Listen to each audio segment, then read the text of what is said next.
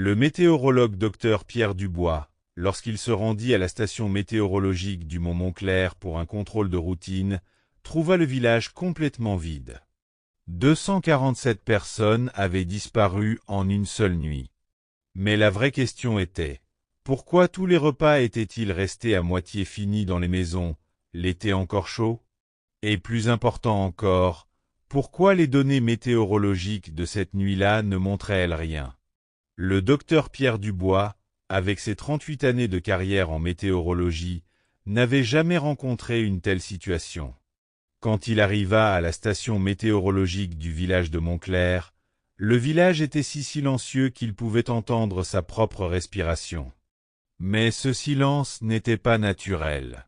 Car seulement 3 jours plus tôt, le maire du village Claude Moreau l'avait appelé en disant « Pierre, le temps est très étrange, comme si la pression atmosphérique changeait constamment. » Cet appel téléphonique serait la dernière voix du village.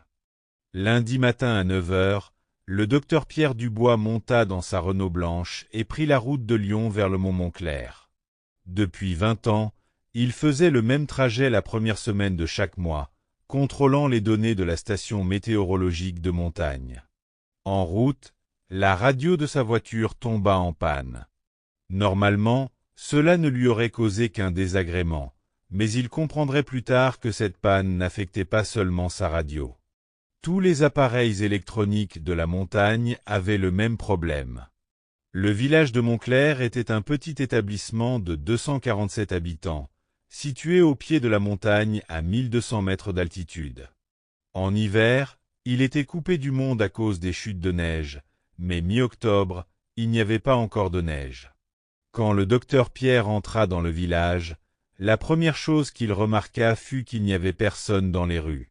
La deuxième chose qu'il remarqua était beaucoup plus étrange. Toutes les voitures de la route principale du village étaient garées de manière ordonnée. Comme si tout le monde était descendu de sa voiture en même temps, était rentré chez soi et n'en était plus jamais ressorti. Le docteur Pierre décida de s'arrêter au café de la place du village avant de monter à la station météorologique de la colline. Le maire Claude Moreau y était généralement. La porte du café était ouverte. Quand il entra, il y avait un jeu de backgammon à moitié fini sur la table, des tasses de thé qui refroidissaient et un journal ouvert. Comme si les joueurs venaient de se lever il y a 1 minute. « Claude !» cria-t-il. La voix résonna dans les montagnes, mais aucune réponse ne vint. Il contrôla une par une les maisons autour de la place du village. La porte de chaque maison était ouverte. Il ne trouva trace de serrure nulle part. Dans la première maison, il y avait un petit déjeuner à moitié mangé sur la table de cuisine. Le pain n'était pas encore rassis, le fromage était frais. Mais le plus frappant était la théière qui bouillait sur le feu. Qui laisserait une théière allumée en sortant de chez soi? Dans la deuxième maison, la télévision était allumée et diffusait une chaîne d'information. Dans la troisième maison, la machine à laver fonctionnait. Dans la quatrième maison, la table à langer était préparée, avec des poudres alignées dessus. Comment 247 personnes peuvent-elles disparaître en même temps?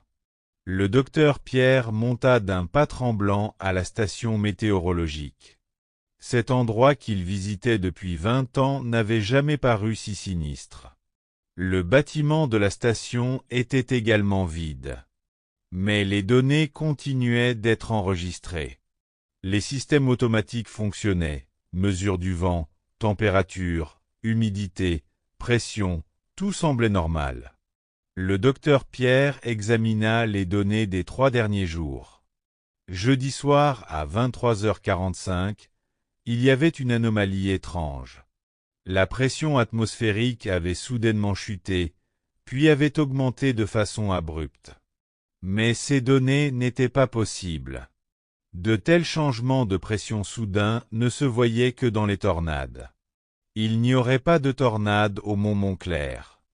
Il n'y en aurait pas. Dans les enregistrements informatiques, il y avait un vide étrange après jeudi soir 23h45. comme si tous les capteurs s'étaient arrêtés en même temps et avaient recommencé à fonctionner à 6 heures du matin. Pendant que le docteur Pierre examinait les enregistrements de plus près, il entendit soudain un bruit derrière la porte. La porte s'ouvrit lentement. Le docteur Pierre pouvait entendre les battements de son cœur. Celle qui entra était le docteur Camille Blanchard, l'unique médecin du village. Mais son apparence était terrifiante. Ses cheveux étaient ébouriffés, ses yeux confus, ses mains tremblaient. « Pierre !» cria-t-elle. « Dieu merci, un autre être humain. Je me cache depuis 3 jours. »« De qui te caches-tu » demanda le docteur Pierre. La réponse du docteur Camille n'était que le début de ces événements mystérieux. « D'eux, dit le docteur Camille. Mais ils sont partis maintenant. Ils ont emmené les villageois aussi. » Le docteur Pierre essaya de calmer le docteur Camille. « Camille, s'il te plaît, calme-toi. Raconte-moi ce qui s'est passé depuis le début. » Ce que racontait le docteur Camille ne rentrait pas dans l'esprit scientifique du docteur Pierre. Mais les anomalies dans les données météorologiques, le village vide, les repas à moitié finis, tout soutenait l'histoire du docteur Camille. Selon ce que racontait le docteur Camille, jeudi soir à 11 heures, un étrange bourdonnement avait commencé dans le village. Cela ressemblait au bruit du vent, mais il n'y avait pas de vent. Quand j'ai regardé dehors depuis ma maison, dit le docteur Camille, il y avait d'étranges lumières dans le ciel. Des lumières vertes et bleues. Comme la foudre, mais qui ne s'arrêtaient jamais. Le docteur Camille continua. Puis les villageois ont commencé à sortir de leur maison. Mais d'une manière étrange. Comme s'ils étaient ensorcelés. Ils marchaient tous dans la même direction, vers le sommet de la montagne. Le docteur Pierre demanda « Pourquoi n'es-tu pas sorti ?»« Je suis sorti, dit le docteur Camille. Moi aussi je suis sorti.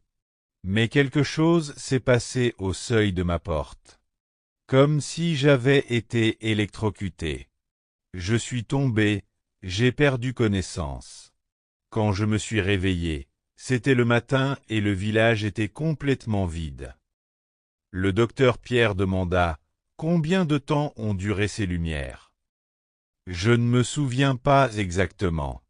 Mais je me souviens de ceci. Quand je me suis réveillé, ma montre s'était arrêtée. Elle s'était arrêtée à 23h45. Le docteur Pierre emmena le docteur Camille à la station météorologique. Ils examinèrent les données ensemble.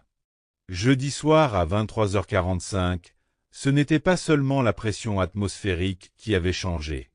Les mesures du champ magnétique avaient également déliré.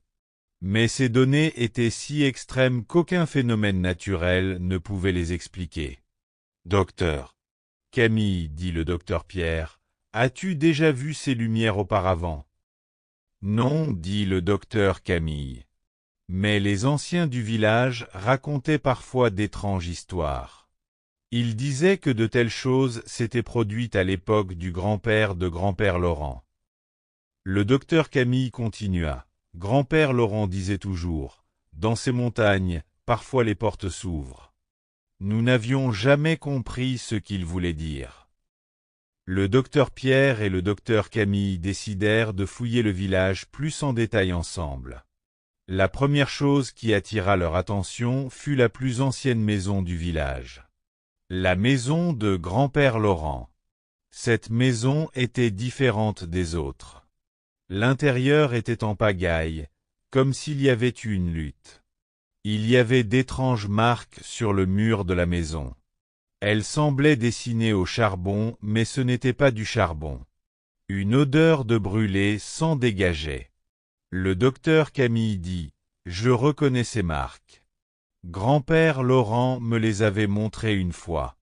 Il les appelait marques protectrices. » Dans la pièce arrière de la maison, ils trouvèrent un vieux coffre.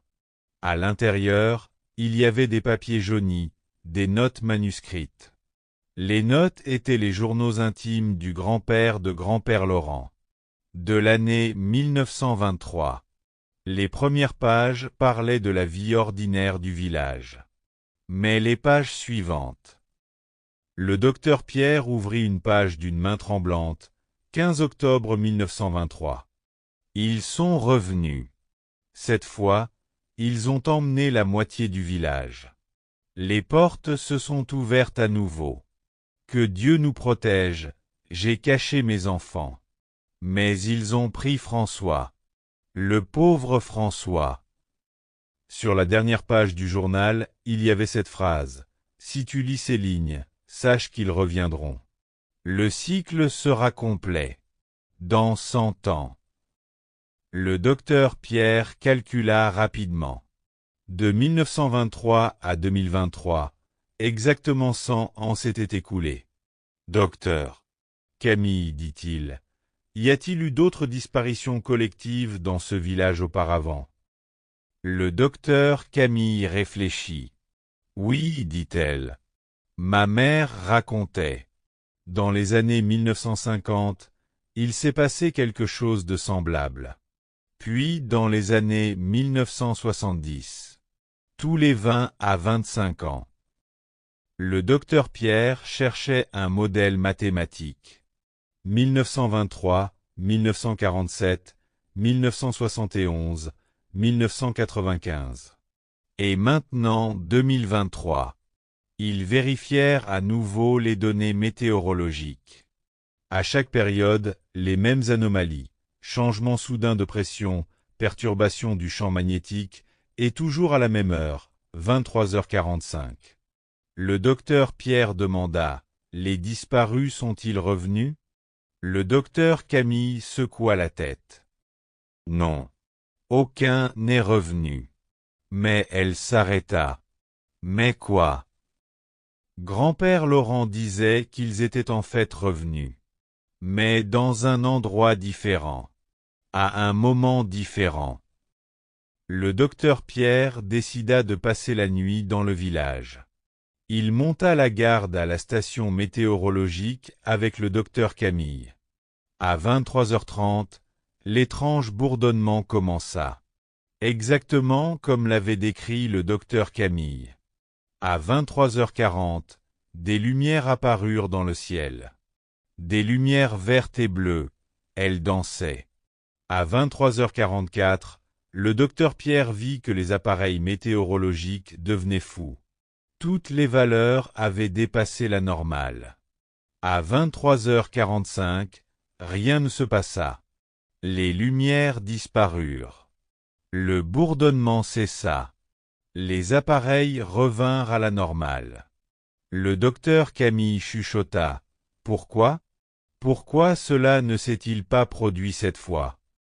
Le docteur Pierre se souvint des marques protectrices dans la maison de grand-père Laurent. « Peut-être, dit-il, peut-être étions-nous préparés cette fois. » Le lendemain matin, le docteur Pierre et le docteur Camille se préparèrent à quitter le village. Les disparus n'étaient pas revenus, mais au moins il n'y avait pas eu de nouvelles disparitions. Le docteur Pierre mit dans le coffre de sa voiture les enregistrements météorologiques, les journaux de grand-père Laurent et les photos qu'ils avaient prises. Il n'écrirait pas de rapport officiel. Qui le croirait? En prenant la route vers Lyon, le docteur Camille dit « Pierre, crois-tu vraiment que les villageois sont allés ailleurs, à un autre moment ?» Le docteur Pierre réfléchit. « Je ne sais pas, dit-il. Mais je sais ceci, ce qui s'est passé dans ce village n'était pas naturel. » Pendant que leur voiture sortait des limites du village, le docteur Pierre regarda une dernière fois dans le rétroviseur. Le village était toujours là, silencieux et vide. Mais pendant un instant, il lui sembla voir une légère lueur au-dessus du village. Le docteur Pierre Dubois était maintenant à la retraite. Il avait 63 ans et buvait le thé dans son jardin avec son petit-fils, près de Marseille. Ce matin-là, la nouvelle qu'il lut dans le journal le fit frissonner. Nouvelle découverte au village de Montclair. Les archéologues étudient des structures mystérieuses vieilles de 100 ans. La suite de l'article disait « Les marques et structures étranges trouvées dans le village ont étonné les scientifiques. Certains experts pensent qu'il pourrait s'agir d'un ancien système de calendrier astronomique. » Le docteur Pierre appela le docteur Camille pour lui parler de cette nouvelle. Le docteur Camille vivait maintenant à Paris et était devenu psychiatre. « Pierre, dit le docteur Camille, il y avait quelque chose que je ne t'avais pas dit. Cette nuit-là, avant que les lumières ne disparaissent, j'ai entendu une voix. Que disait-elle? Je n'ai pas pu comprendre. Mais elle semblait dire une date. Elle disait quelque chose comme 2048. Le docteur Pierre raccrocha le téléphone. 2048, à ce moment-là, il aurait 87 ans. Son petit-fils lui demanda « Grand-père, qu'est-ce qui s'est passé ?» Le docteur Pierre sourit. « Rien, mon petit. Je me suis juste souvenu d'une histoire. » Mais ce soir-là, le docteur Pierre sortit ses anciens dossiers et recalcula. Si le cycle continuait, quelque chose se passerait encore en 2048. Et cette fois, il devait être prêt.